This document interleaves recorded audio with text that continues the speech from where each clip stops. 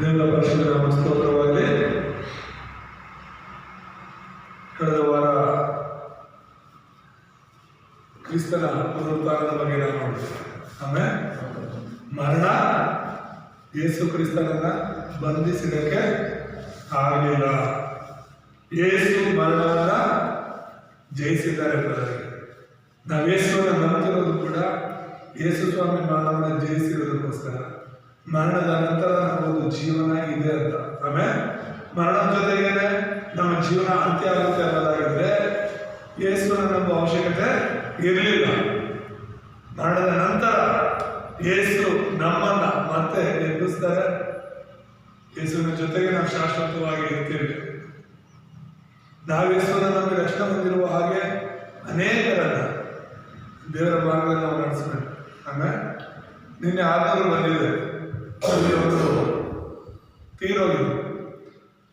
ಭಾರತಪುರಕ್ಕೆ ಹೋಗುವಂತ ವಿಶ್ವಾಸಿಗಳು. ಸೊ ಆದ್ಮೇಲೆ ಒಂದು ಅಂಬೇಡ್ಕರ್ ಸಂಘದ ಅಧ್ಯಕ್ಷ ಕೂಡ ಆಗಿದ್ರು. ಅವರು ಇದು ಹಾರ್ಟ್ ಅಟ್ಯಾಕ್ ಆಗಿಬಿಟ್ಟು ಸರ್ಗೂರು ಹಾಕೊಂಡೋಗಿದ್ದಾರೆ. ಕೊನೆಗೆ ಉಳಿಯೋಕ್ಕಾಗಿಲ್ಲ, ಅವ್ರು ತೀರೋದ್ರೆಂಬುದಾಗಿ ಫೋನ್ ಮಾಡಿದಾಗ ಪಾಸ್ಟ್ಗಳು ಬಂದು ಎಲ್ಲ ಕ್ರೈಸ್ತ ನಡೆಸಿ ಅಂತ. ಅಲ್ಲಿ ಯಾವ ಸಮಸ್ಯೆನೂ ಇರಲಿಲ್ಲ. ಸೊ ಊರೂರೇ ಕೂಡಿ ಬಂದಿತ್ತು. ನಾವು ದೇವ್ರ ವಾಕ್ಯ ಹೇಳುವಾಗ, ಪ್ರಾರ್ಥನೆ ಮಾಡುವಾಗ ಎಲ್ಲರೂ ಕೇಳಿಸ್ಕೊತಿದ್ರು. ಬಾಕ್ಸ್ ಮಾಡಿ ಮೂಲ ಕ್ರಿಶ್ಚಿಯನ್ ಪ್ರಕಾರನೇ ನಾವು ಮಾಡಿದ್ದು. ಅವರ ಅಣ್ಣ ತಮ್ಮಂದೆಲ್ಲರೂ ದೇವ್ರನ್ನ ನಂಬ್ಕೊಂಡಿದ್ರು. ಏನಕ್ಕೆ ಹೇಳ್ತಾ ಇದ್ದೀನಿ ಅಂದರೆ, ಮರಣ ಅನ್ನೋದು ಅವಿಶ್ವಾಸಗಳು ಮಾತ್ರ ಅಲ್ಲ, ವಿಶ್ವಾಸಗಳಿಗೂ ಬರುತ್ತೆ, ಸೇವಕರಿಗೂ ಬರುತ್ತೆ. ಮರಣ ಅಂದರೆ ಅದೇ ನಮ್ಮ ಅಂತ್ಯ ಅನ್ನೋ ಥರ ನಾವು ಗೋಳಾಡೋದು ಬೇಕಾಗಿಲ್ಲ. ಅಯ್ಯೋ ಸತ್ತೋದ್ರಲ್ಲ. ಹೌದು, ಸಾಯ್ತೀವಿ, ಪ್ರತಿಯೊಬ್ಬರು ಸಾಯ್ತೀವಿ. ಆದರೆ ಸಾಯುವ ಮರುಕ್ಷಣ ನಾವು ದೇವರ ಜೊತೆ ಇರ್ತೀವಿ. ಹಲ್ಲೆಲೂಯಾ. ದೇವರ ಜೊತೆ ಇರೋದಕ್ಕೆ ನಾವು ಯಾವ ಭಯ ಪಡಬೇಕು? ಅವ್ರಿಗೆ 47 ವರ್ಷ ಆಗಿತ್ತು. ಚಿಕ್ಕ ವಯಸ್ಸಲ್ಲಿ ತೀರೋರು ಅಂತ ಹೇಳ್ಬಿಟ್ಟು ಅಳ್ತಿದ್ರು ಕುಟುಂಬ ಎಲ್ಲ. ಅದೇ ಹೇಳ್ತಿರೋದು, ಮರಣ ಹೇಗಾದ್ರೂ ಬರುತ್ತೆ, ಯಾವಾಗಾದ್ರೂ ಬರುತ್ತೆ. ವಯಸ್ಸಾದ್ಮೇಲೆ ಸಾವು ಬರುತ್ತೆ ಅಂತ ಏನಿಲ್ಲ. ಚಿಕ್ಕ ಮಕ್ಕಳಿಂದ ಹಿಡಿದು ಎಲ್ಲರಿಗೂ ಸಾವು ಬರುತ್ತೆ. ಸಂತೋಷ ಪಡಬೇಕಾಗಿರೋದೇನಂದ್ರೆ ಅವ್ರು ಯೇಸುವನ್ನು ನಂಬಿಸಂತಿದ್ದಾರೆ. ಆಮೇಲೆ ಯೇಸುವನ್ನು ನಂಬಿಸಂತಿರೋದು ಅದು ಸಂತೋಷ. ಒಂದ್ ವೇಳೆ ಯೇಸು ಇಲ್ಲದೆ ಎಷ್ಟು ಒಳ್ಳೆ ಜೀವನ, ಎಷ್ಟು ಚೆನ್ನಾಗಿ, ಎಷ್ಟು ಎಲ್ಲ ಹೊಂದ್ಕೊಂಡು ಪೂರ್ಣಾಯುಷ್ಯವುಳ್ಳವರಾಗಿ ಅವ್ರು 100 ವರ್ಷ ಬದುಕೋದು ಪ್ರಯೋಜನ ಏನು? ಕೊನೆಗೆ ಅವ್ರು ಸತ್ತು ನರಕಕ್ಕೆ ಹೋಗ್ತಾರಲ್ವ. ದೇವರ ನಾಮ ಸ್ತೋತ್ರವಾಗಲಿ. ಪುನರುತ್ಥಾನದಲ್ಲಿ ನಮಗೆ ನಂಬಿಕೆ ಇದೆ. ಸತ್ರು ನಾವು ಮತ್ತೆ ಎದ್ದೇಳ್ತೀವಂತ. ಯೇಸುವನ್ನು ನಂಬಿ ಸತ್ತಿರುವಂತ ನಾವು ಮತ್ತೆ ನೋಡ್ಲಿಕ್ಕೆ ಹೋಗ್ತೀವಿ. ಮತ್ತೆ ಅವ್ರ ಜೊತೆ ನಾವು ಇರ್ತೀವಿ, ಜೀವನ ಹೋಗ್ತೀವಿ. ಹಲ್ಲೆಲೂಯಾ. ಶಾಶ್ವತವಾಗಿ ಈ ಭೂಲೋಕದಲ್ಲಿ ನೀನು ಮುಂದೆ, ನಾನು ಹಿಂದೆ ಬರ್ಬೋದು, ಹಿಂದೆ ಮುಂದೆ ನಾವು ಹೋಗ್ಬೋದು. ಆದ್ರೆ ಪರಲೋಕದಲ್ಲಿ ನಾವು ಯಾವಾಗಲೂ ಜೊತೆ ಇರ್ತೀವಿ. ಆಮೇಲೆ ಮತ್ತೆ ಅಲ್ಲಿ ಸಾವನ್ನೋದೇ ಇಲ್ಲವಂತೆ. ಇಲ್ಲಿ ಜನರು ಭಯ ಪಡೋದೇ ಸಾವುಗೋಸ್ಕರ. ಬೇರೆ ಎಲ್ಲದಕ್ಕಿಂತ ಹೆಚ್ಚಾಗಿ ಭಯ ಪಡೋದಕ್ಕೆ ಸಾವಿಗೆ. ಆದ್ರೆ ಪರಲೋಕದಲ್ಲಿ ಹೇಳುತ್ತೆ ಅಲ್ಲಿ ಸಾವೇ ಇಲ್ಲ. ಆಮೇಲೆ ಮರಣವೇ ಇಲ್ಲ ಅಲ್ಲಿ. ಅಂತ ಒಂದು ಜಾಗಕ್ಕೆ ನಾವು ಹೋಗುವಾಗ ಭಯ ಪಡೋದು ಬೇಡ, ಆಳೋದು ಬೇಡ. ಅಯ್ಯೋ ನನ್ನ ದೇವರು ಅನ್ಯಾಯ ಮಾಡಿಬಿಟ್ರು ಅಂತ ಗೋಳಾಡ್ತಿರ್ತಾರೆ ಕೆಲವರು. ಅಲ್ಲೂ ಎಲ್ರಿಗೂ ಕೆಲವೊಂದು ಸಾವಾದಾಗ ಹೋಗಿದ್ದೆ. ಅವರು ಕುಟುಂಬದವ್ರಿಗೆ ಯಾರು ಸರಿಯಾದ ನಂಬಿಕೆ ಇಲ್ಲ. ಕ್ಯಾನ್ಸರ್ ಪೇಷಂಟ್ ಅವರು. ಕ್ಯಾನ್ಸರ್ ರೋಗದಿಂದ ಯಾವಾಗಲೂ ಸಾಯಬೇಕಾಗಿತ್ತು. ಆದ್ರೆ ಯೇಸು ನಂಬ್ಕೊಂಡು ಇನ್ನೂ 7 ವರ್ಷ ಜಾಸ್ತಿ ಬದುಕಿದ್ರು. 7 ವರ್ಷ ಬದುಕಿ ಆಮೇಲೆ ಸತ್ತಿದ್ರು. ಆದ್ರೂ ಕೂಡ ಅವ್ರ ಮನೇಲಿ ಎಲ್ಲರೂ, ಆ ವಯಸ್ಸಾಗಿರೋ ಒಂದು ಅಜ್ಜಿ, ಅವ್ರ ತಾಯಿ ತುಂಬಾ ಅಳ್ತಾ ಇತ್ತು. ಅಯ್ಯೋ ಏಸಪ್ಪ, ನನ್ನ ಮಗನ ಬದುಕಲಿಲ್ಲ, ಉಳಿಸ್ಲಿಲ್ಲ, ಇನ್ನೊಂದು 5 ವರ್ಷ ಆಯಿಸ್ಕೊಂಡಿದೆ, ಮಕ್ಕಳು ಮದುವೆ ನೋಡ್ಕೊಂಡು ಹೋಗ್ತಿತ್ತು. ಏಸಪ್ಪ ಅನ್ಯಾಯ ಮಾಡಿದ್ರು ಅಂತ. ಯಾವಾಗಲೂ ಸತ್ತು ಹೋಗ್ತಿದ್ದಂತ, ಸತ್ತೇ ಹೋಯ್ತು ಅಂತ ಹೊರಗಡೆ ಹಾಕಿದ್ರಂತೆ. ಸೇವಕರು ಹೋಗಿ ಪ್ರಾರ್ಥನೆ ಮಾಡಿ ಇನ್ನೂ 7 ವರ್ಷ ಬದುಕಿ ರಕ್ಷಣೆ ಹೊಂದಿ 8 ವರ್ಷ ದೇವರ ಜೊತೆ ಇದ್ರು. ಅದನ್ನು ತಾನೇ ಅವ್ರನ್ನ ನೋಡಿ ಖುಷಿ ಪಡಬೇಕು. ಹಲ್ಲೆಲೂಯಾ. ಸೊ ಹಾಗಾಗಿ ಸಭೆಯಲ್ಲಿರುವಂತ ನಾವು ದೇವರಿಗಾಗಿ ಬಲವಾಗಿ ನಿಲ್ಲೋಣ. ಹೊರಗಡೆ ಇರೋರೆಲ್ಲರೂ ಕೂಡ ತುಂಬಾ ಬಿಸಿ ಇದ್ದಾರೆ. ಜನರಿಗೆ ಸಭೆಗೆ ಬರೋದಕ್ಕೆ, ದೇವರನ್ನ ಆರಾಧನೆ ಮಾಡೋದಕ್ಕೆ ಸಮಯ ಇಲ್ಲ. ಬೇರೆ ಎಲ್ಲದಕ್ಕೂ ಸಮಯ ಇರುತ್ತೆ ಅವ್ರಿಗೆ. ಮಾತಾಡೋದಕ್ಕೆ, ಫ್ರೆಂಡ್ಸ್ ಜೊತೆ ಇರೋದಕ್ಕೆ ಸಮಯವನ್ನು ಬೇಕಾಬಿಟ್ಟು ಕಳೀತಾರೆ. ತಿನ್ನೋದಕ್ಕೆ, ಕುಡಿಯೋದಕ್ಕೆ ಎಲ್ಲ. ಸಭೆಗೆ ಬರಬೇಕು ಅಂದ್ರೆ ಬೋರ್ ಹೊಡೆಯುತ್ತವೆ. ಸಭೆಗೆ ಬಂದು ದೇವ್ರ ಆರಾಧನೆ ಮಾಡಬೇಕು, ದೇವ್ರ ವಾಕ್ಯ ಕೇಳಿಸ್ಕೋಬೇಕು ಅಂದ್ರೆ ಸೈತಾನವನ್ನ ಬಿಡಲ್ಲ. ಸೊ ನಾವು ಎಚ್ಚರವಾಗಿದ್ದು ದೇವರಿಗಾಗಿ ಜೀವಿಸೋಣ. ಹಲ್ಲೆಲೂಯಾ.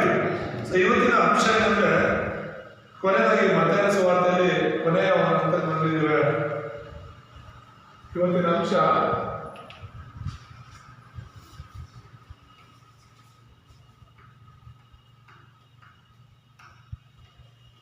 ಶಿಷ್ಯರನ್ನು ಸಿದ್ಧಪಡಿಸಿರಿ ಎಂಬುದಾಗಿ.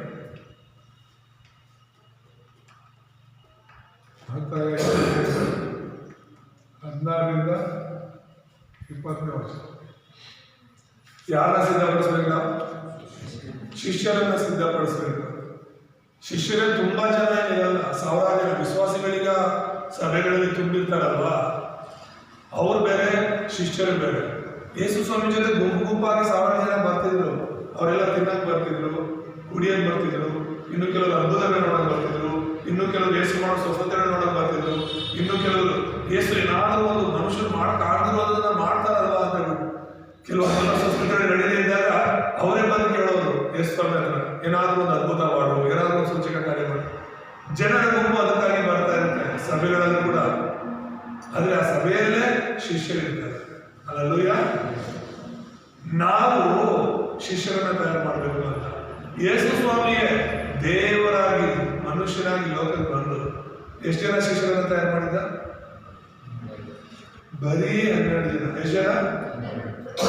ಬರೀ 12 ಜನ. ಇಡೀ ಪ್ರಪಂಚಕ್ಕೆ ಸುವಾರ್ತೆ ಸಾರೋದಕ್ಕೆ 12 ಜನ ಮಾತ್ರನೇ ಆರಿಸ್ಕೊಂಡ್ರು.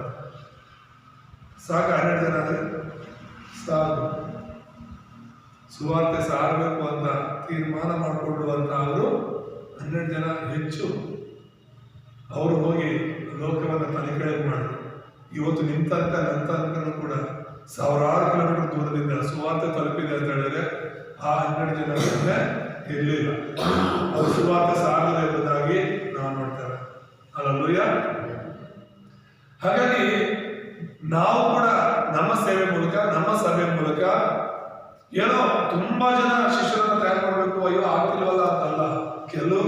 ಕೆಲವರೇ ಇದ್ರು ಕೂಡ ಅವನ್ನ ಕ್ರಿಸ್ತನಿಗೋಸ್ಕರ ಬದುಕೋರನ್ನಾಗಿ ಮಾಡಬೇಕು. ಕ್ರಿಸ್ತನ ಸೇವೆ ಮಾಡೋದಕ್ಕಾಗಿ ಬದುಕೋರನ್ನಾಗಿ ನಾವು ಅವನ್ನ ಮಾರ್ಪಡಿಸ್ಬೇಕು. ಆಮೇಲೆ ಇದು ಯೇಸು ಸ್ವಾಮಿ ಹೇಳಿರುವಂತಹ ಕೊನೆಯ ಆಜ್ಞೆ.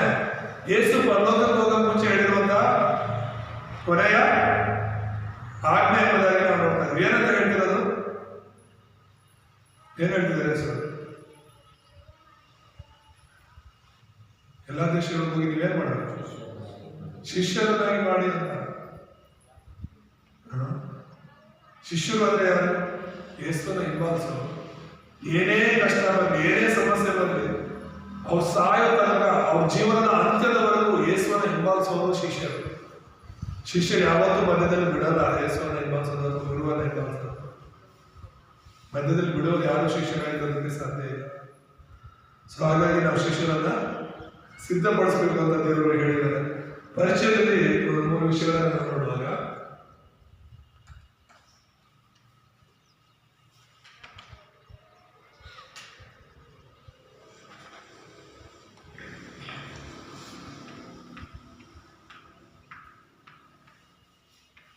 ಶಿಷ್ಯರ ತರಬೇತಿ ಬಗ್ಗೆ ಮಾರ್ಕ 3ನೇ ಅಧ್ಯಾಯ 13-15 ನಾವು ನೋಡಿದ್ರೆ 3 ವಿಷಯಗಳಲ್ಲಿ ನಾವು ನೋಡಬಹುದು. ಯೇಸು ಸ್ವಾಮಿ ಶಿಷ್ಯರನ್ನ ಯಾಕೆ ಆರಿಸ್ಕೊಂಡ್ರು ಅಂತ ಹೇಳಿದ್ರೆ, ಮೊದಲನೇದಾಗಿ ಅವರ ಜೊತೆಯಲ್ಲೇ,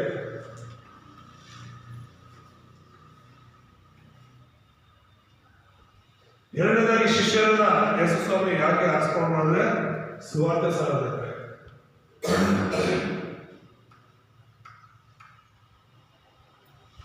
ಮೂರನೇದಾಗಿ ಯೇಸು ಸ್ವಾಮಿ ತನ್ನ ಶಿಷ್ಯರನ್ನ ಯಾಕೆ ಆರಿಸ್ಕೊಂಡ್ರು ಅಂತ ಹೇಳಿದ್ರೆ ದೆವ್ವಗಳನ್ನ ನಡೆಸಿದ್ರು.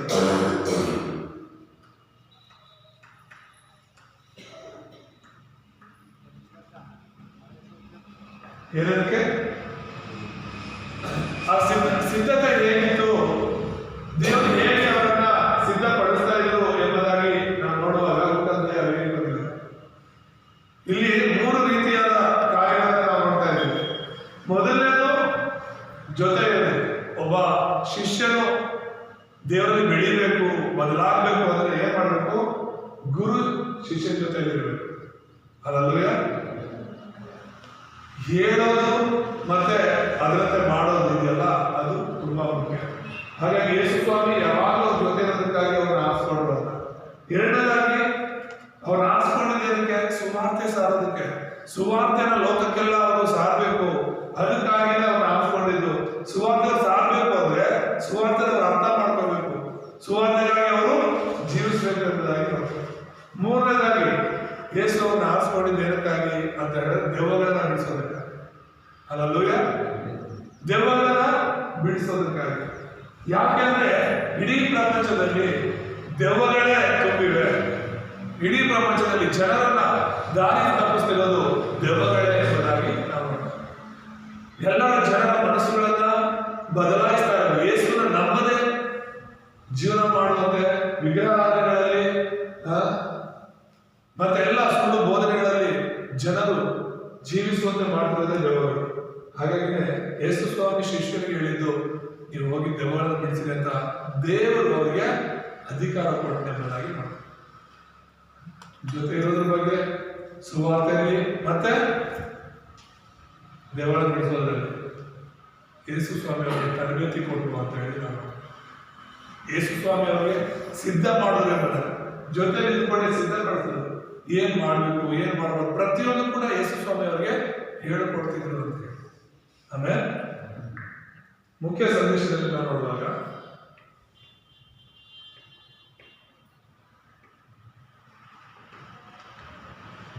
ಮುಖ್ಯ ಸಂದೇಶದಲ್ಲಿ ಒಂದು 3 ವಿಷಯಗಳು ಇವತ್ತಿನ ವಚನಗಳ ಆಧಾರದಲ್ಲಿ ನಾವು ನೋಡುವಾಗ, ಮೊದಲನೇದಾಗಿ ಯೇಸುವಿನ ಅಧಿಕಾರ ಎಂಬುದಾಗಿ ನೋಡ್ತೇವೆ.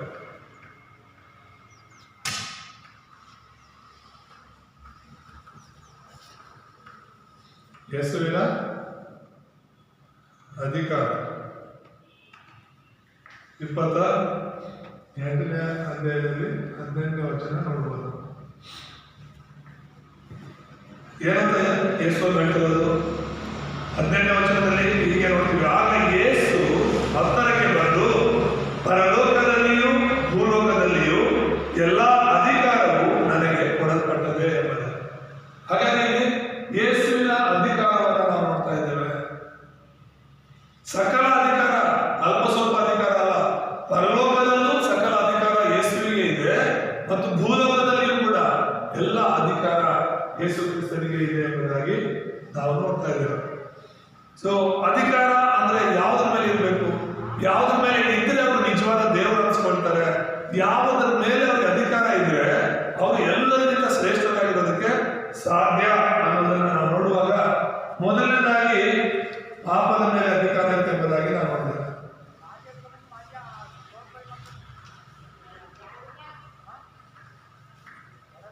ಯಾವುದ್ರ ಮೇಲೆ? ಪಾಪದ ಮೇಲೆ ಅಧಿಕಾರ ಇದೆ ಎಂಬುದಾಗಿ ಮತ್ತಾಯ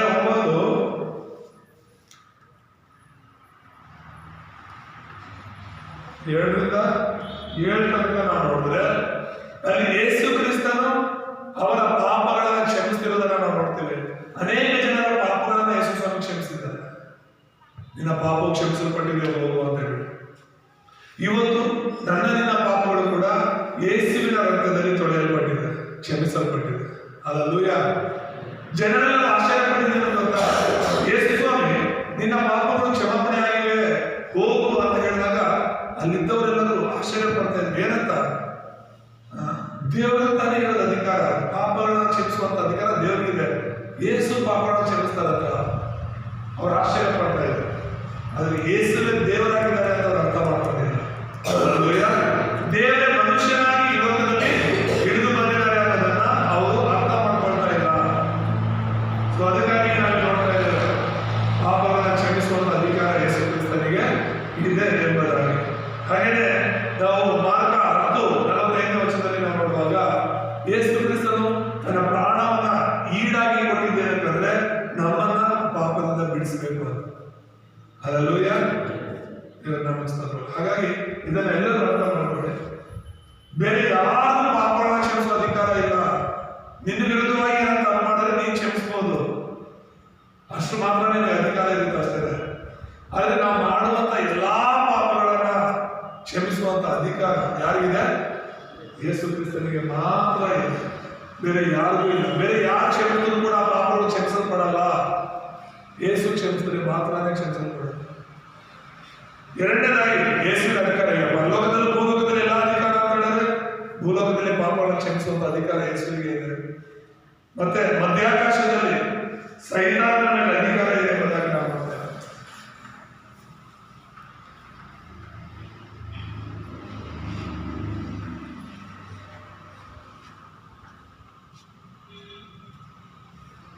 ಸೈತಾನನ ಮೇಲೆ ಅಧಿಕಾರ ಇದೆ ಎಂಬುದಾಗಿ ಮಾರ್ಕ 5:1-20 ನಾವು ನೋಡುವಾಗ ಅಲ್ಲಿ ಒಬ್ಬ ಬಟ್ಟೆ ಇಲ್ಲದೆ ಸ್ಮಶಾನದಲ್ಲಿ ಸಮಾಧಿಗಳ ಮಧ್ಯದಲ್ಲಿ ತಿರುಗ್ತಾ ಇದ್ದಾನೆ. ಅವನಲ್ಲಿ ಎಷ್ಟು ದೆವ್ವಗಳಿರ್ತಂತೆ ಗೊತ್ತಾ? ಸುಮಾರು 2,000 ದೆವ್ವಗಳು. ಎಷ್ಟು?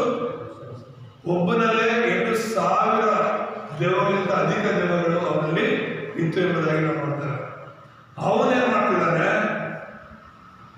ಎಂಥ ಚೈನ್ಗಳಿಂದ, ಎಂಥ ದೊಡ್ಡ ದೊಡ್ಡ ಹಗ್ಗಗಳಿಂದ ಕಟ್ಟಿದ್ರು ಕೂಡ ಅವನು ಅದನ್ನು ಬಿಡಿಸ್ಕೊಳ್ಳುವಂತ ಶಕ್ತಿ ಅವನಿಗಿರ್ತಾನೆ. ಒಂದೆರಡು ದೆವ್ವ ಒಬ್ಬರಲ್ಲಿ ಇದೆ ಅಂತ ಹೇಳಿದ್ರೆ ಅವನ್ನ ಹಿಡಿದಿಟ್ಕೊಳ್ಳೋದು ಕಷ್ಟ ನಮಗೆ ಅಲ್ವಾ? ಒಬ್ಬರಲ್ಲಿ ಒಂದು ದೆವ್ವ ಇದ್ರೆ ಅವ್ನು ಹಿಡ್ಕೊಳ್ಳೋದು ಕಷ್ಟ, ಎತ್ತೆತ್ತು ಬಿಸಾಗುತ್ತೆ. ಆದ್ರೆ 2,000 ದೆವ್ವಗಳನ್ನು ಹೇಗಿರ್ಬೋದು?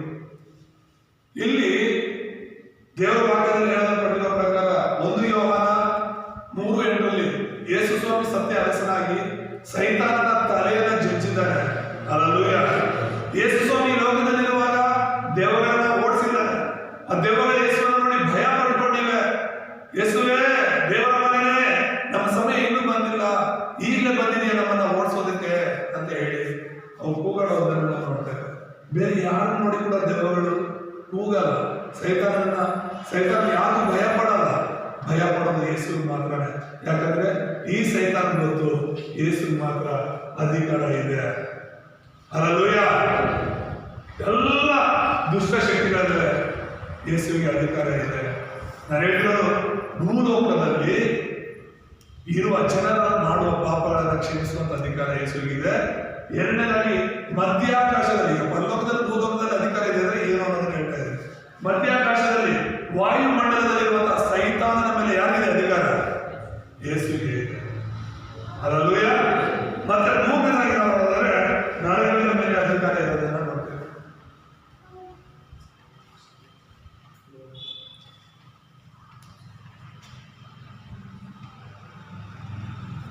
ಯಾವ ಮೇಲೆ? ನರಕದ ಮೇಲೆ ಯೇಸುವಿಗೆ ಅಧಿಕಾರ ಇರುವುದಾಗಿ ನಾವು ನೋಡ್ತೇವೆ. ಪ್ರಕಟಣೆ 1ನೇ ಅಧ್ಯಾಯ 18ನೇ ವಚನದಲ್ಲಿ ನಾವು ನೋಡಬಹುದು. ಹೇಳುತ್ತಾ ಇದೆ ಪ್ರಕಟಣೆ 1:18.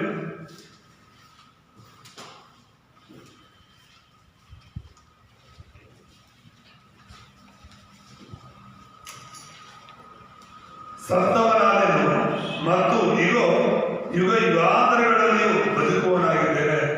ಮರಣದ ಮತ್ತು ಪಾತಾಳದ ಬೀಗದ ಕೈಗಳು ನನ್ನಲ್ಲಿ ಇವೆ. ಹಲ್ಲೆಲೂಯಾ. ಯಾವುದು ಬೀಗ? ಮರಣ ಮತ್ತು ಪಾತಾಳ. ಮರಣ ಮತ್ತು ನರಕದ ಬೀಗದ ಕೈ ನನ್ನ ಹತ್ರ ಇದೆ. ಹಾಗಾದ್ರೆ ಯಾರಾದ್ರೂ ನರಕಕ್ಕೆ ಆಗ್ಬೇಕು ಅಂದ್ರೆ, ಆ ನರಕದಿಂದ ಬಿಡಿಸ್ಬೇಕು ಅಂದ್ರೆ ಯೇಸು ಅಧಿಕಾರ ಇದೆ. ಆಮೇಲೆ ನಾನು ಆಗಲೇ ಬೀಗ ಇರೋದೇ ಯಜಮಾನ. ಯಾರ ಮನೆಯ ಬೀಗ ಯಾರ ಹತ್ರ ಇರುತ್ತೋ ಅವ್ರಿಗೆ ಅಧಿಕಾರ ಇದೆ ಅಂತ. ಆ ಮನೆನ ಯಾವಾಗ ಬೇಕಾದ್ರೂ ಒಳಗಡೆ ಹೋಗ್ಬೋದು, ಹೊರಗಡೆ ಬರ್ಬೋದು. ಆ ಬೀಗ ಇಟ್ಟಿರೋರಿಗೆ ಅಧಿಕಾರ ಇರೋದಿಲ್ಲ. ಒಂದು ವೇಳೆ ನಿಮ್ಮ ಸಂಬಂಧಿಕರೇ ಇರ್ಬೋದು, ಸ್ನೇಹಿತರೇ ಇರ್ಬೋದು, ನಿಮಗೆ ಗೊತ್ತಿಲ್ಲದೆ ನಿಮ್ಮ ಮನೆ ಒಳಗಡೆ ಹೋಗಿ ಬಂದ್ರೆ ಹೇಗಿರುತ್ತೆ? ನೀವಿಲ್ಲೇ ಇರೋದೇ ಬನ್ನಿ ಅಲ್ವಾ? ಅಧಿಕಾರ ಇರಬೇಕು. ಯೇಸುವಿಗೆ ಅಧಿಕಾರ ಇದೆ. ಪರಲೋಕದಲ್ಲಿ ಆ ನರಕ ಅಂತ ಒಂದು ಕಡೆ ಇರುತ್ತೆ. ಆ ನರಕದಿಂದ ತಪ್ಪಿಸುವಂತ ಅಧಿಕಾರ, ಆ ನರಕದ ಮೇಲೆ ಅಧಿಕಾರ ಯೇಸುವಿಗಿರೋದು. ಹಲ್ಲೆಲೂಯಾ. ಸೊ ಆತನು ಸತ್ಯ ಪ್ರವಾದಿಯಾಗಿ ಯೋಹಾನ ಸುವಾರ್ತೆ 14 ಹೇಳಿರೋ ಪ್ರಕಾರ ನಾನೇ ಮಾರ್ಗ, ಈ ನರಕದಿಂದ ಪರಲೋಕಕ್ಕೆ ಜನರು ಬರೋದಕ್ಕೆ ನಾನು ಮಾರ್ಗ, ನನ್ನನ್ನು ನಂಬಿದ್ರೆ ಮಾತ್ರನೇ ನರಕದ ಅಧಿಕಾರದಿಂದ, ನರಕದ ಬಂಧನದಿಂದ ನಾನು ಅವ್ರನ್ನ ಬಿಡಿಸ್ತೀನಿ ಅಂತ ಹೇಳ್ತಿರೋದು. ಸೊ ಯೇಸುಸ್ವಾಮಿ ಮಾತ್ರ 28:18 ಹೇಳ್ತಿದ್ದಾರೆ, ಆಗ ಪರಲೋಕದಲ್ಲಿ ಭೂಲೋಕದಲ್ಲಿ ಸಕಲ ಅಧಿಕಾರ ನಮಗಿದೆ ಅಂದ್ರೆ ಮುಖ್ಯವಾಗಿ ಪಾಪ ಸೈತಾನ ನರಕದ ಮೇಲೆ ಯೇಸುವಿಗೆ ಅಧಿಕಾರ ಇದೆ. ಭೂಲೋಕದಲ್ಲಿ ಬೇರೆ ಯಾರೂ ಇಲ್ಲ. ದೇವರುಗಳು ದೇವತೆಗಳನ್ನು ಪೂಜೆ ಮಾಡೋ ಯಾರು ಕೂಡ ಪಾಪ ಕ್ಷಮಿಸುವ ಅಧಿಕಾರ ಇಲ್ಲ, ಸೈತಾನದಿಂದ ಬಿಡಿಸುವ ಅಧಿಕಾರ ಇಲ್ಲ, ನರಕದಿಂದ ಬಿಡಿಸುವ ಅಧಿಕಾರ ಇಲ್ಲ. ಹಲ್ಲೆಲೂಯಾ. ಯೇಸುವಿಗೆ ಮಾತ್ರ ಅಧಿಕಾರ ಇದೆ. ಎರಡನೇದಾಗಿ ನಾವು ನೋಡುವಾಗ ಯೇಸುವಿನ ಆಜ್ಞೆ ಎಂಬುದಾಗಿ ನಾವು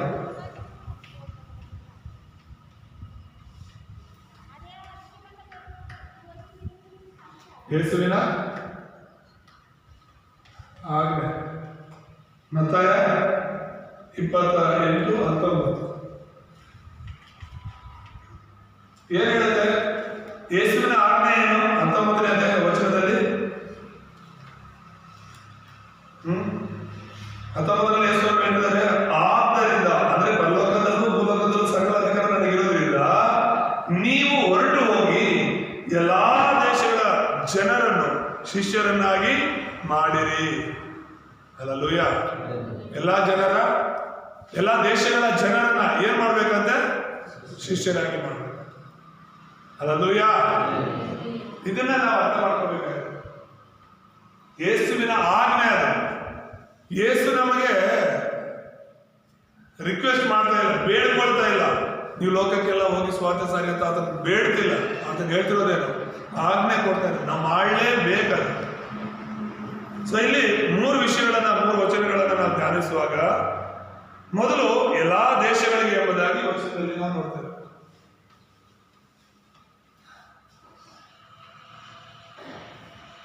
ಎಲ್ಲಾ ದೇಶಗಳಿಗೆ ತೆಗೆದುಕೊಂಡು ಹೋಗಬೇಕು ಅಂತ ಮತ್ತಾಯ 28:19 ನೋಡ್ತಿದ್ದೇವೆ. ಮತ್ತೆ ಎರಡನೇದಾಗಿ ನಾವು ನೋಡುವಾಗ ಜಗತ್ತಿಗೆಲ್ಲ ಸ್ವಾರ್ಥ ಸಾರಬೇಕು ಅಂತ ಹೇಳಿ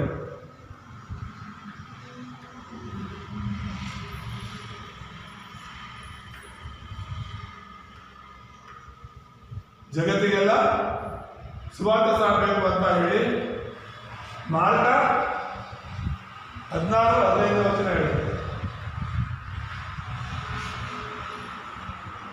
ಮತ್ತೆ ಮೂರನೇದಾಗಿ ನಾವು ನೋಡುವಾಗ ಭೂಮಿಯ ಕಟ್ಟ ಕಡೆಯವರೆಗೂ ಕೂಡ ನಾವು ಸ್ವಾರ್ಥ ಸಾರಬೇಕು ಅಂತ ಹೇಳಿ.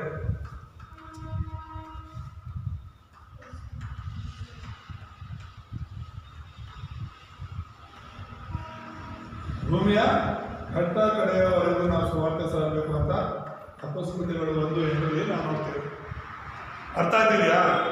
ಎಲ್ಲ ದೇಶಗಳಿಗೂ ಜಗತ್ತಿಗೆಲ್ಲ ಮತ್ತು ಭೂಮಿಯ ಕಟ್ಟ ಕಡೆಯವರೆಗೂ ಅಂದ್ರೆ ಎಲ್ಲಾ ದೇಶಗಳಂದ್ರೆ 237 ದೇಶಗಳು ನಾವು ಹೋಗ್ಬೇಕು ಅಂತ. ಜಗತ್ತಿಗೆಲ್ಲ ಅಂತ ಹೇಳಿದ್ರೆ 5,000 ಕುಲಗಳು ಎಲ್ಲಾ ಕಡೆ ಹರಡಿಕೊಂಡಿವೆ. ಸುವಾರ್ತೆನ ತೆಗೆದುಕೊಂಡು ಹೋಗ್ಬೇಕು. ಭೂಮಿಯ ಕಟ್ಟ ಕಡೆ ಇರುವಂತ ವ್ಯಕ್ತಿಗಳಿಗೂ ಸುವಾರ್ತೆ ತಲುಪಬೇಕು ಅಂತ ದೇವರು ಆಜ್ಞಾಪನೆ ಮಾಡಿರುವಂತ. ನಮ್ಮ ಜೀವನ ಯಾವಾಗ ಶಿಷ್ಯರನ್ನ ಸಿದ್ಧಪಡಿಸ್ಲಿಕ್ಕಾಗಿ ಇರುತ್ತೋ ಅದು ಅರ್ಥಗರ್ಭಿತವಾಗಿರುತ್ತೆ. ಹೇಳೋದು ಅರ್ಥ ಮಾಡ್ಕೊಳ್ಳಿ. ನಮ್ಮ ಪಾಪ ಪುಣ್ಯಗಳೆಲ್ಲ ನಮ್ಮ ಜೊತೆ ಬರೋದು. ನಾವು ಕ್ರಿಸ್ತನಲ್ಲಿ ಏನ್ ಮಾಡಿದೀವಿ, ಕ್ರಿಸ್ತನಿಗೋಸ್ಕರ ಏನ್ ಮಾಡಿದೀವಿ ಅನ್ನೋದು ನಮ್ಮ ಜೊತೆ ಬರೋದು. ಲೋಕದವ್ರು ಹೇಳೋ ತರ ಯಾವುದು ಕೂಡ ಬರಲ್ಲ ನಮ್ಮ ಜೊತೆ. ಯೇಸುವಿನ ನಂಬದ ಮೇಲೆ ನಾವೆಲ್ಲರೂ ಪರಿಶುದ್ಧರಾಗಿದ್ದೇವೆ, ನಾವೆಲ್ಲರೂ ದೇವರ ಮಕ್ಕಳಾಗಿದ್ದೇವೆ. ಆತ ನಮ್ಮನ್ನ ಸಂಪೂರ್ಣವಾಗಿ ಇವೆಲ್ಲವುಗಳಿಂದ ಬಿಡಿಸಿದ್ದಾರೆ. ಯಾಕಂದ್ರೆ ಎಲ್ಲ ಅಧಿಕಾರ ಆತನಿಗಿದೆ. ಆದ್ರೆ ಈಗ ನಾವು ಪಾಪಗಳ ಬಗ್ಗೆಯೋ ಸೈತಾನ ಬಗ್ಗೆ ನರಕದ ಬಗ್ಗೆ ಎಲ್ಲ ಚಿಂತೆ ಮಾಡ್ಬೇಕು. ನಾವು ಚಿಂತೆ ಮಾಡ್ಬೇಕಾಗಿರೋದು ಸುವಾರ್ತೆ ಹೇಗೆ ಸಾರಬೇಕು, ಯಾರು ಶಿಷ್ಯರು. ನಮ್ಗೆ ಅನೇಕರು ಪರಿಚಯ ಆಗಿರ್ತಾರೆ, ಅನೇಕ ಸೇವಕರು ಪರಿಚಯ ಆಗಿರ್ತಾರೆ, ಅನೇಕ ವಿಶ್ವಾಸಗಳು ಪರಿಚಯ ಆಗಿರ್ತಾರೆ, ನಮ್ಮ ಸಭೆಯಲ್ಲಿ ವಿಶ್ವಾಸಗಳಿರ್ತಾರೆ. ಯಾರಲ್ಲಿ ಆ ಶಿಷ್ಯತ್ವದ ಸ್ವಭಾವ ಇದೆ, ಅವ್ರಿಗೆ ಸುವಾರ್ಥ ಸಾರುವಂತ ದಾಹ ಯಾರಿಗಿದೆ, ಇನ್ನೊಬ್ಬರನ್ನ ಸಭೆ ಕರ್ಕೊಂಡ್ ಬರುವಂತ ದಾಹ ಯಾರಿಗಿದೆ ಅಂತ ನೋಡಿ ನಾವು ಅವ್ರನ್ನ ಬೆಳೆಸ್ಬೇಕು. ದೇವ್ರಿಗೆ ಇಷ್ಟ ಸುವಾರ್ತೆ ಸಾರೋದಂದ್ರೆ ದೇವ್ರಿಗೆ ಇಷ್ಟ. ಹಲ್ಲೆಲೂಯಾ. ಯಾರಂದ್ರೆ ಇಷ್ಟ?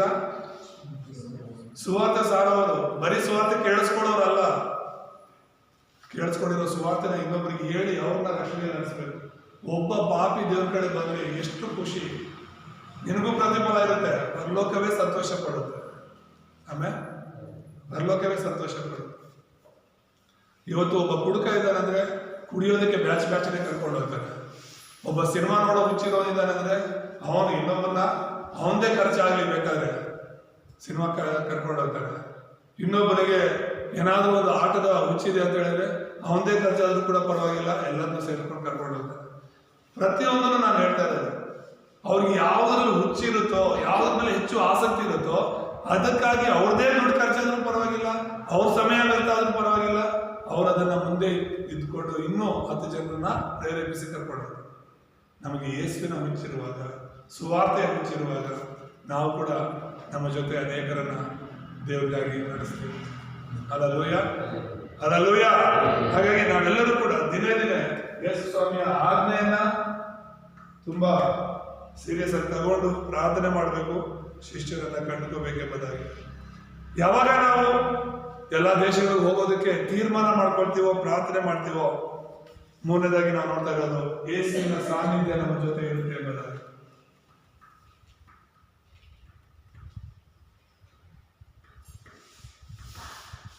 ಯೇಸುವಿನ ಸಾನ್ನಿಧ್ಯ, ಏನು ಸಾನ್ನಿಧ್ಯ ಅಂದ್ರೆ ಯೇಸುವಿನ ಜೊತೆ, ಯೇಸು ನಮ್ಮ ಜೊತೆ ಇರ್ತಾರೆ ಎಂಬುದಾಗಿ. ತ್ರಿಯೇಕ ದೇವರ ಬಗ್ಗೆ ನಾವು ನೋಡ್ತಾ ಇದ್ದೇವೆ. ತ್ರಿಯೇಕ ದೇವರು ನಮ್ಮ ಜೊತೆ ಇರ್ತಾರೆ ಅಂತ ಹೇಳ್ಬಿಟ್ಟು ಮೊದಲನೇದಾಗಿ ಜೊತೆ ಎಂಬುದಾಗಿ ಕರೀತಾರೆ. ಎರಡನೇದಾಗಿ ಇಮ್ಮಾನುವೇಲ, ಮೂರನೇದಾಗಿ ಐಕ್ಯತೆ.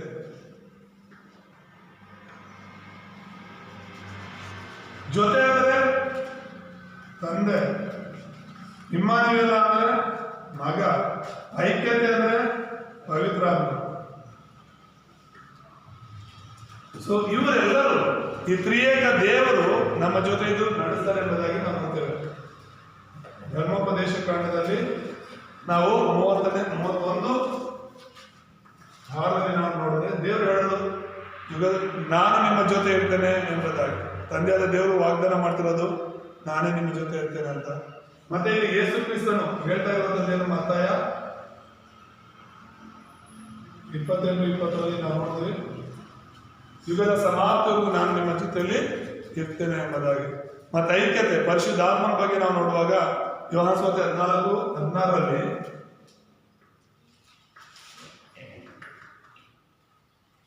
ಏನಂತ ಹೇಳೋದು, ಯೇಸು ಸ್ವಾಮಿ ಹೇಳ್ತಾರೆ, ನಾನು ನಿಮಗೆ ಬೇರೊಬ್ಬ ಸಹಾಯಕನನ್ನ ಕೊಡ್ತೇನೆ, ಆ ಸಹಾಯಕನ ಬೇರೆ ಯಾರು ಅಲ್ಲ, ಪರಿಶುದ್ಧಾತ್ಮನೇ. ಆ ಪರಿಶುದ್ಧಾತ್ಮನು ಸದಾ ಕಾಲ ನಿಮ್ಮ ಜೊತೆ ಇದ್ದು ನಿಮ್ಮನ್ನ ನಡೆಸ್ತಾನೆ. ಹಲ್ಲೆಲೂಯಾ. ಹಾಗಾದ್ರೆ ನಮ್ಮ ಜೊತೆ ಯಾರಿದ್ದಾರೆ? ತ್ರಿಯೇಕ ದೇವರಿದ್ದಾರೆ. ತಂದೆ ನಮ್ಮ ಜೊತೆ ಇದ್ದಾರೆ, ಪರಿಶುದ್ಧಾತ್ಮ ನಮ್ಮ ಜೊತೆ ಇದ್ದಾರೆ, ಯೇಸು ಸ್ವಾಮಿ ನಮ್ಮ ಜೊತೆ ಇದ್ದಾರೆ.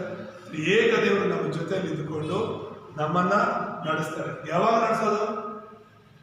ನೀನು ನಾನು ಯಾವಾಗ ಯೇಸುವಿನ ಆಜ್ಞೆಯನ್ನ ಹಿಡ್ಕೊಂಡು ಯೇಸುವಿಗಾಗಿ, ಸೇವೆಗಾಗಿ ಜೀವಿಸ್ತೇವೋ ಆಗ ದೇವರು ನಮ್ಮ ಜೊತೆ ಇದ್ದು ದೇವರು ನಮ್ಮನ್ನು ಉಪಯೋಗಿಸ್ತಾರೆ.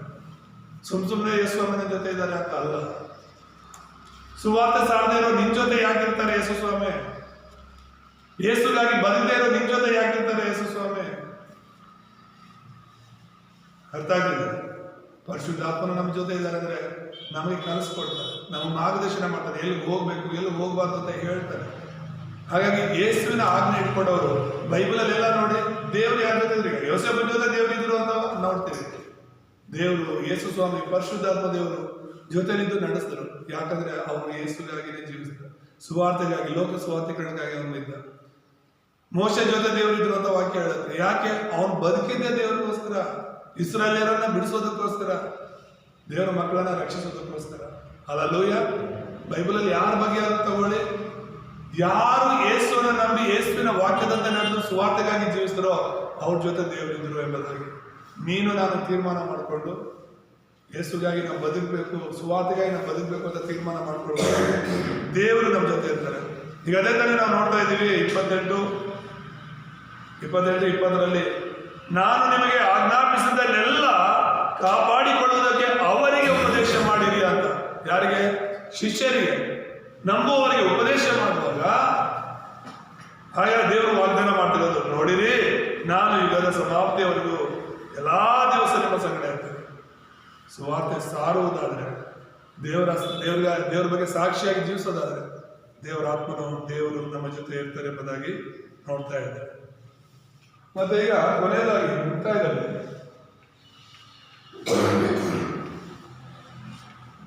ಶಿಷ್ಯರ ಜೀವನದ ಬಗ್ಗೆ ನೋಡೋಣ.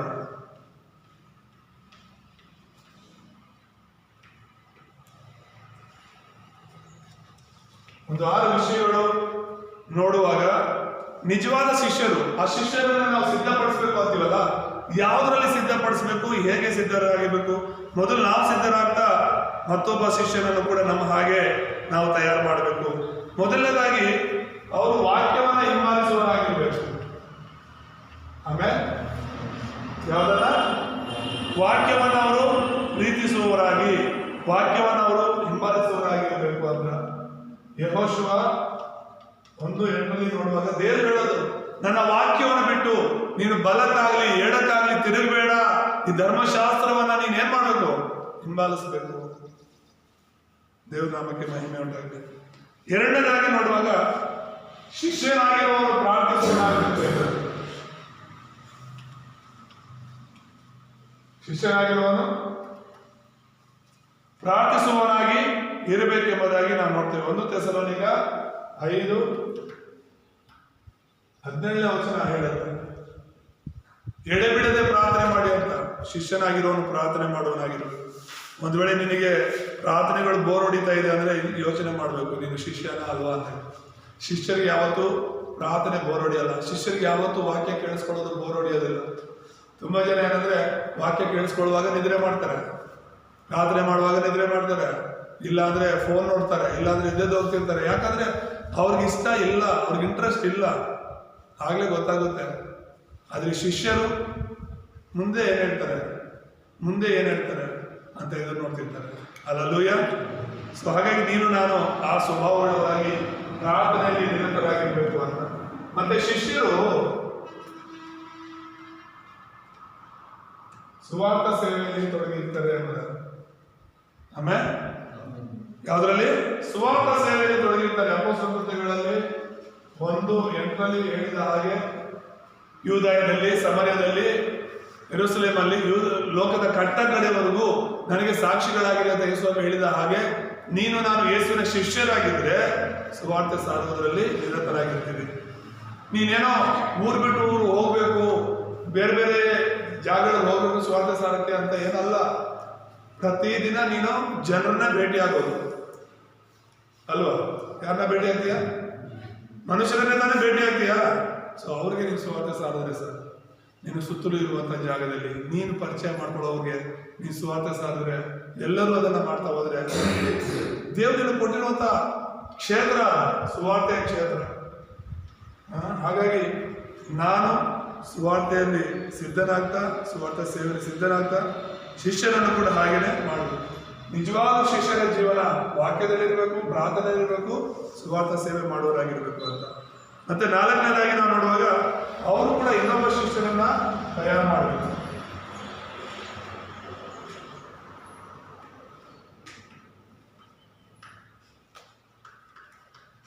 ಅವ್ರೇನ್ ಮಾಡ್ಬೇಕು? ಬೇರೊಬ್ಬ ಶಿಷ್ಯರನ್ನ ಅವರು ತಯಾರು ಮಾಡಬೇಕು ಅಂತ ಹೇಳ್ಬಿಟ್ಟು ಈಗ ಮತ್ತಾಯದಲ್ಲಿ ನಾವು ನೋಡಿದ ಹಾಗೆ 28:19 ನೀವು ಹೋಗಿ ಎಲ್ಲಾ ದೇಶಗಳ ಜನರನ್ನ ಶಿಷ್ಯರಾಗಿ ಮಾಡಿ ಅಂತ ಹೇಳಿದ ಹಾಗೆ ನಾವು ಹೇಗೆ ಇನ್ನೊಬ್ಬನ ಶಿಷ್ಯರಾಗಿ ಮಾಡ್ತೀವೋ ಅವರು ಕೂಡ ಮತ್ತೊಬ್ಬನ ಶಿಷ್ಯರಾಗಿ ಮಾಡಬೇಕು. ನೀನು ಸಕ್ಸಸ್ ಆಗೋದು ಯಾವಾಗ ಗೊತ್ತಾ? ಸುವಾರ್ತೆ ಸಾರುವಂತ ಶಿಷ್ಯರನ್ನ ತಯಾರು ಮಾಡಿದಾಗ. ಇಲ್ಲಾಂದ್ರೆ ನಮ್ಮೊಂದಿಗೆ ಸಭೆನೂ ನಿಂತೋಗುತ್ತೆ, ನಮ್ಮೊಂದಿಗೆ ಸುವಾರ್ತೆನೂ ನಿಂತೋಗುತ್ತೆ. ನಮ್ಮ ನಂತರ ಒಬ್ಬರು ಕೂಡ ಸುವಾರ್ತೆ ಇನ್ನೊಬ್ಬರಿಗೆ ಸಾರೋದಿಲ್ಲ. ಅರ್ಥ ಆಗ್ತಿದೆ ಹೇಳ್ತಿರೋದು? ನೀನು ನಾನು ಎಂಥವನ್ನ ಸಿದ್ಧಪಡಿಸ್ಬೇಕು ಅಂದ್ರೆ ಸುವಾರ್ತೆ ಸಾರೋವನ್ನ ಸಿದ್ಧಪಡಿಸ್ಬೇಕು. ಅದನ್ನೇ ನಾವು ಅವರೇ ಶಿಷ್ಯರಾಗಿರೋಕ್ಕೆ ಸಾಧ್ಯ. ನಾವು ಸಿದ್ಧಪಡಿಸುವಂತ ಶಿಷ್ಯರು ಮತ್ತೊಬ್ಬರನ್ನ ಶಿಷ್ಯರಾಗಿ ಮಾಡುವವರಾಗಿ ನಿಲ್ಲಬೇಕು ಅಂತ ಹೇಳಿ, ಮತ್ತೆ ಸುವಾರ್ತೆಗೆ ಕಲಿಸುವವರಾಗಿರ್ಬೇಕು.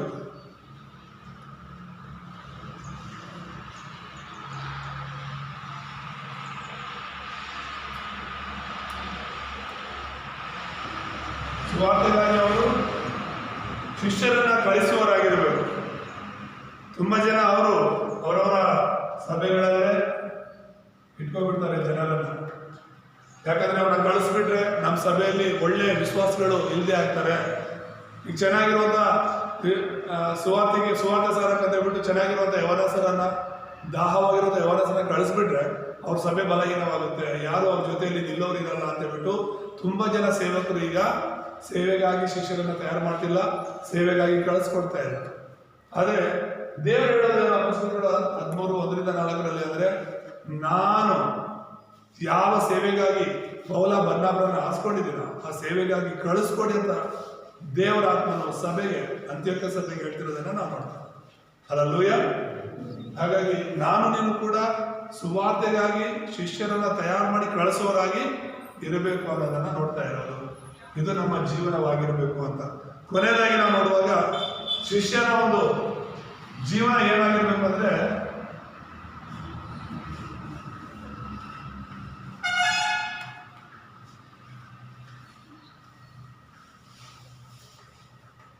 ಸ್ಥಳೀಯ ಸಭೆಯನ್ನ ಸ್ಥಾಪಿಸುವವರಾಗಿ ಇರಬೇಕು ಅಂತ ಅಪೊಸ್ತಲರಲ್ಲಿ 2:46 ನಾವು ನೋಡುವಾಗ ಅವರು ಮನೆಗಳಿಗೂ ಹೋಗಿ ಪ್ರಾರ್ಥನೆ ಮಾಡ್ತಾ ಇದ್ರು. ಮನೆಗಳೇ ಪ್ರಾರ್ಥನೆಯ ಸ್ಥಳಗಳಾಗಿ ಸಭೆಗಳಾಗಿ ಮಾರ್ಪಡ್ತಾ ಎಂಬುದಾಗಿ ನಾವು ನೋಡ್ತೇವೆ. ಹಲ್ಲೆಲೂಯ. ಅವರವರ ಮನೆಗಳೇ ದೇವರ ಆಲಯಗಳಾಗಿ ಮಾರ್ಪಡ್ತು, ಅವರವರ ಮನೆಗಳೇ ಸಭೆಗಳಾಗಿ ಮಾರ್ಪಡ್ತಾ ಎಂಬುದಾಗಿ. ಈಗ ಉದಾಹರಣೆಗೆ ಲೂದ್ಯಳ ಮನೆ ದೇವರ ಆಲಯವಾಗಿ, ದೇವರ ಸಭೆಯಾಗಿ ಮಾರ್ಪಡ್ತು. ಹಾಗೆಯೇ ಫಿಲೆಮೋನನ ಮನೆಯೇ ದೇವರ ಸಭೆಯಾಗಿ ಮಾರ್ಪಡ್ತು. ಪ್ರಿಸಿಲ್ಲ ಅಕ್ವಿಲ ಅಂತ ಹೇಳಿ ಗಂಡ ಹೇಳ್ತಿದ್ದಾರೆ, ಅವರ ಮನೆಯೇ ಸಭೆಯಾಗಿ ಮಾರ್ಪಡ್ತು ಅಂತ ಹೇಳಿ. ಯಾವ ಊರಲ್ಲಿ ತುಂಬಾ ಜನ ನಂಬಿರ್ಬೋದು, ಆದ್ರೆ ಶಿಷ್ಯರ ಒಂದು ಸ್ವಭಾವ ಇರುವಂತವ್ರು ಇದ್ದೇ ಇರ್ತಾರೆ, ಒಬ್ಬರಿಬ್ರು ಅಂತವ್ರನ್ನ ನೋಡಿ ಅವರ ಮನೆಯಲ್ಲಿ ಸಭೆಯನ್ನು ಪ್ರಾರಂಭ ಮಾಡಿದ ಪೌಲ ಅದು ಸ್ಥಳೀಯ ಸಭೆಯಾಗಿ ಮಾರ್ಪಡ್ತು. ಹಲ್ಲೆಲೂಯ. ಹಾಗಾಗಿ ಇವೆಲ್ಲ ಒಂದು 6 ವಿಷಯಗಳು ಶಿಷ್ಯರ ಜೀವನ ವಾಕ್ಯದಲ್ಲಿರಬೇಕು, ಪ್ರಾರ್ಥನೆಯಲ್ಲಿರಬೇಕು, ಸುವಾರ್ಥ ಸೇವೆ ಸಾರುವವರಾಗಿರ್ಬೇಕು, ಶಿಷ್ಯರನ್ನ ಸಿದ್ಧಪಡಿಸೋರಾಗಿರ್ಬೇಕು, ಶಿಷ್ಯರನ್ನ ಸೇವೆಗೆ ಕಳಿಸೋರಾಗಿರ್ಬೇಕು, ಮತ್ತೆ ಆ ಕಳಿಸಲ್ಪಡುವಂಥ ಶಿಷ್ಯರು ಆ ಸ್ಥಳದಲ್ಲಿ ಸ್ಥಳೀಯ ಸಭೆಗಳನ್ನ ಪ್ರಾರಂಭ ಮಾಡಬೇಕು. ಎಲ್ಲೆಲ್ಲಿ ಸಭೆಗಳಿಲ್ವೋ ಅಲ್ಲಲ್ಲಿ ಸಭೆಗಳು ಪ್ರಾರಂಭವಾಗಬೇಕು. ಅಂಥ ಶಿಷ್ಯರನ್ನು ನಾವು ಸಿದ್ಧಪಡಿಸಬೇಕು. ಹಲ್ಲೆಲೂಯ.